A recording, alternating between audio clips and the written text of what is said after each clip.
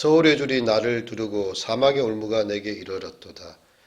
내가 환난 중에서 여호와께 아뢰며 나의 하나님께 부르짖었더니 그가 그의 성전에서 내 소리를 들으시며 그의 앞에서 나의 부르짖음이 그의 귀에 들렸도다. 아멘. 예, 이 시의 표제에 보면 여호와의 종 다윗의 시라고 나옵니다. 인도자를 따라 부르는 노래이고요. 여호와께서 다윗을 그의 모든 원수들의 손에서와 사울의 손에서 건져주신 날 다윗이 이 노래의 말로 여호와께 아뢰어 이르되라고 이야기하고 있습니다. 이 시편은요,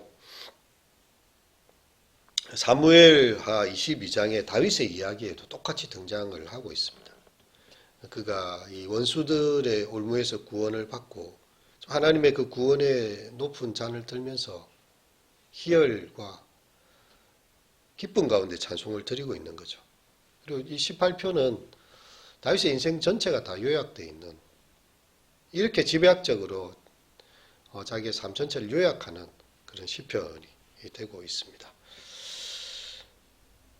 우리는 보통 그렇게 생각을 하는데요. 하나님께서 우리가 먼저 기도하면 하나님께서 들으시고 행동하신다라고 생각하고 있는데요. 이 시편은 정반대입니다. 하나님이 먼저 행동하십니다. 하나님께서 먼저 구원을 베푸시고요. 그 다음에 다윗이 기도하는 그런 장면을 보게 됩니다. 오늘 그렇게 시작합니다. 나의 힘이신 여호와여, 내가 주를 사랑하나이다. 사무엘하 22장에는 이 구절은 빠져 있습니다. 하지만 시편 18편에는 이 구절이 처음 시작을 이렇게 스타팅을 하고 있습니다. 이것은 마치 성전의 가장 꼭대기와 같고 피라미드의 정상처럼 우리의 힘이 누구인가? 우리는 누구를 의지하여 살아가는가? 우리 하나님께서 우리의 힘이 되시며 그래야 우리가 하나님 사랑할 수밖에 없다. 힘이신 하나님을 먼저 바라본 것이죠. 어린 아이가 부모를 사랑하듯이 아내가 남편을 가까이 하듯이요. 다윗은 하나님과 이렇게 친밀한 관계였어요. 두려우신 하나님이니까 피조물인 인간이 벌벌 떨면서 어쩔 수 없이 이렇게 있는 게 아니고요. 사랑하는 하나님이죠. 당신이 왜 예수를 믿습니까? 왜 교회를 다닙니까? 우리 부모님이 다니시고 천벌 받을까 싶었어요. 하나님께서 나를 지옥에 떨어뜨리면 어떡합니까? 이런 두려움으로 섬기는 게 아니라 너무 사랑하여서 예수님 십자가에까지 자신을 내어주셨는데 하나님 나의 사랑을 이렇게 보여주셨는데 나는 그 어떤 사랑보다 하나님의 사랑이 크기 때문에 주님을 힘이신 나의 하나님을 사랑합니다라고 고백하는 아주 친밀한 기도인 것입니다. 시인은 이 일련의 단어들과 형용사들을 마치 스타카토식으로 막 쌓아 올리고 있어요. 그리고 그가 체험했던 하나님의 본성을 예리하게 표현하고 있습니다. 여호와는 나의 반석이시요 나의 요새시요 나를 건지시는 이시요 나의 하나님이시요 내가 그 안에 피할 나의 바위시요 나의 산성이시요 나의 구원의 뿌리시요 나의 산성이시로다. 그렇게 이 군사적인 모든 전쟁 가운데서 구원자와 방패와 안전한 피난처가 되신 하나님을 그렇게 노래하고 있습니다. 그리고 다윗은 오랫동안 광야에 살았습니다. 절벽과 요새와 반석, 그 험준한 광야 속에서 또 전쟁터에서 하나님께서 자기를 지켜주시고 그 가운데 이렇게 하나님께서 분명하게 나타나신 것을 표현하고 있는 거죠. 다윗은 그를 추적하는 사울을 피해서 유대의 동굴 험준한 바위산에 거했습니다. 하나님께서 그를 이 바위산처럼 자기를 든든하게 지켜주셨고 여러 가지 사람들의 비방과 폭풍 가운데서도 하나님 나의 피난처가 되셨다. 대적이 우리를 거의 사로잡을 지경에 이르릅니다. 이렇게 하면 이 사람이 더 이상 신앙생활을 하지 않을 것이다. 이 사람 낙심하여 돌아설 것이다. 이렇게 하면 이의 인생이 이제 다 끝이 날 것이다 라고 이야기, 손에 잡힐만 한데 다윗의 표현이 그렇지 않습니다. 죽음과 내 사이는 한 걸음 차이다. 항상 그런 긴장감이 흐르고 있었어요. 그냥 삐끗하면 추락할 상황들이 너무 많았습니다. 그런데 하나님께서 그 한 걸음이 따라잡히지 않도록 전능하신 손으로 대적들을 흩으시고요. 당신의 백성을 구원해내셨다. 그것이죠. 그래서 내가 찬송받으실 여호와께 아뢰리니 내 원수들에게서 구원을 얻으리라. 여호와께서 과거에 행하신 그 모든 일들을 기억하고 찬양하면서 앞으로의 내 삶에도 어떤 문제가 생기든지 주님께서 반드시 구원해 주실 것이라는 확신과 담대함이 있었던 것이지요. 그래서 지난 과거의 하나님의 자비를 생각하면서 또 날마다 그 자비로움이 아침마다 새로우니 늘 새롭도다. 새로운 환란 또한 닥쳐옵니다. 하지만 하나님의 또 새로운 구원과 그 사랑이 또 우리를 구원할 것입니다. 그래서 믿음으로 이 환란을 이겨내는 것.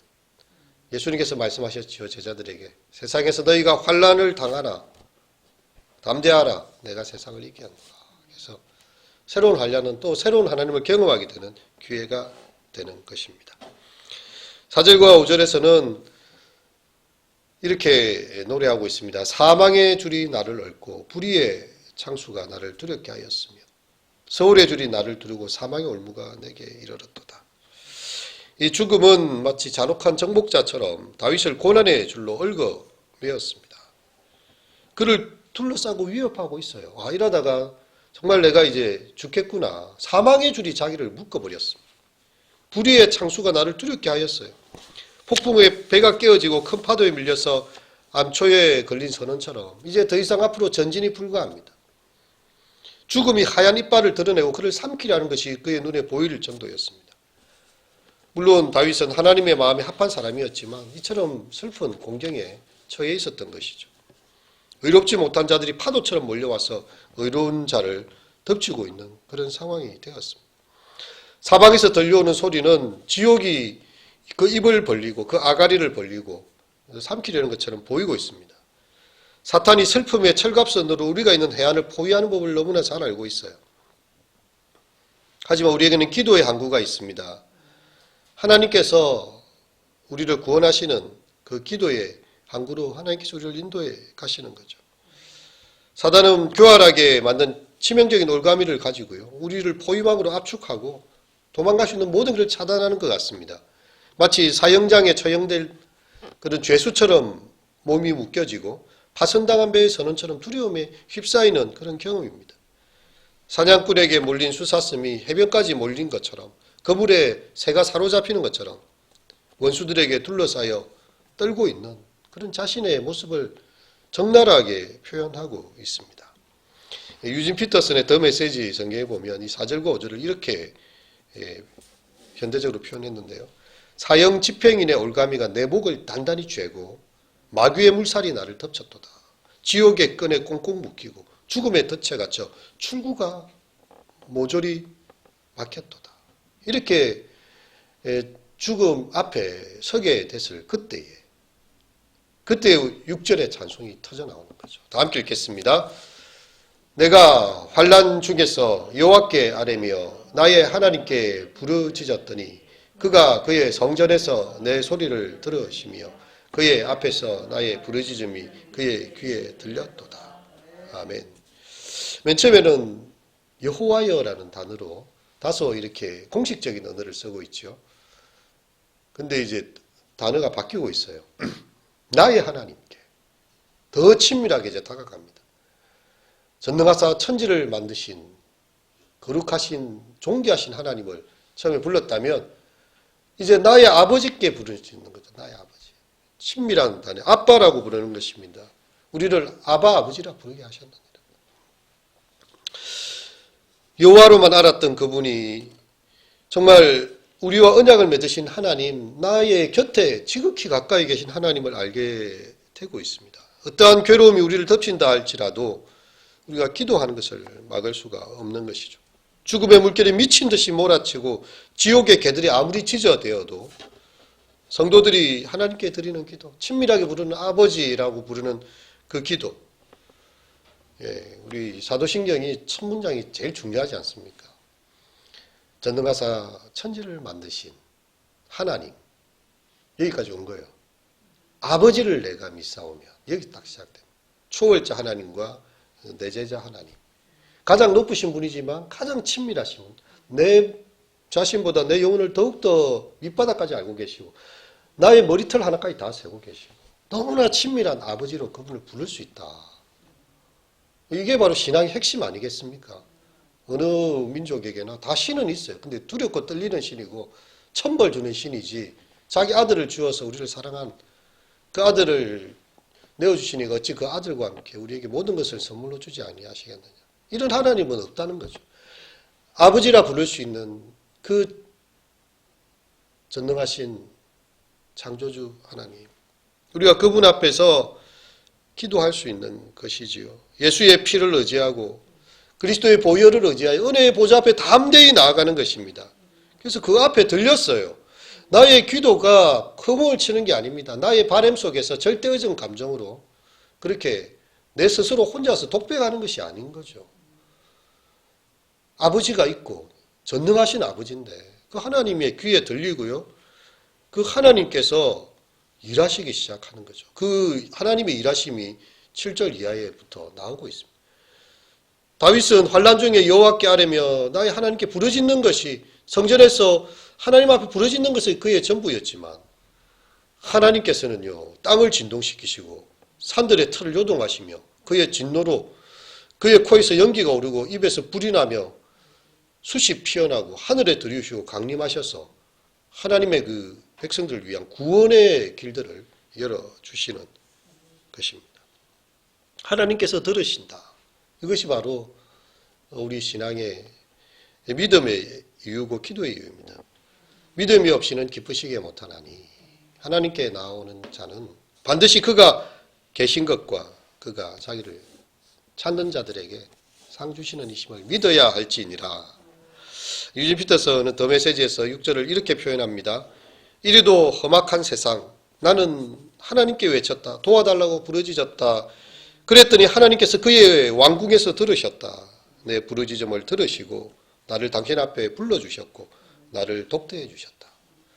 이 새벽 우리의 기도 가운데 하나님과 독대하고 하나님 앞에서 그 구원의 은총을 체험하며 하나님께서 응답하시는 은혜가 있으시기를 축원드립니다. 기도하시겠습니다. 내가 환난 중에서 여호와께 아뢰며 나의 하나님께 부르짖었더니 그가 그의 성전에서 내 소리를 들으시며 그의 앞에서 나의 부르짖음이 그의 귀에 들렸도다. 하나님, 우리를 사랑하셔서 자기 아들을 아끼지 아니하시고 내어주신 하나님, 그 하나님을 또 아버지라 부르게 하신 그런 귀한 은혜의 사랑을 힘입어 또 이 새벽 때를 따라 돕는 은혜를 얻기 위하여 은혜 보좌 앞에 담대히 나왔습니다. 우리의 새벽의 간구와 이 기도가 여호와 하나님 나의 아버지의 귀에 들린 바 되어지며 하나님께서 우리 가운데 행하시는 놀라운 일들을 인하여서 나의 반석, 나의 요새, 나를 건지시는 하나님으로 찬송하고 내가 찬송받으실 여호와께 아뢰리니 내 원수들에게서 구원을 얻으리로다. 그렇게 찬양할 수 있는 은혜가 우리 가운데 있게 하여 주시옵소서. 예수님의 이름으로 기도합니다. 찬송가